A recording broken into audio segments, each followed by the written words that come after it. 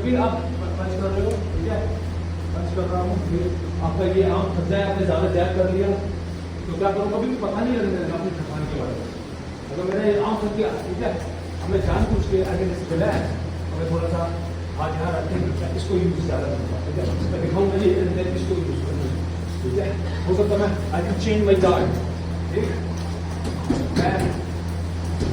मैं वो मैं और जा रहा हूँ, ठीक है, मैं थोड़ा सा बाहर आ गया, लंबी सांस लीजिए, ठीक है, रिलैक्स करा बॉडी, अब ज़्यादा टाइम नहीं करना, काउंटर में चला जाऊँगा, ठीक है, मूव में काउंटर में खेलूँगा ज़्यादा, जैसे मेरी हार्ट बीट फिर से थोड़ी सी नॉर्मल हुई,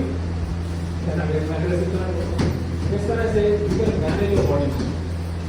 ये अगर सारा एनर्जी खोल लोगे एक बारी में तो सिर्फ 1 मिनट के अंदर एग्जॉस्ट हो जाओगे।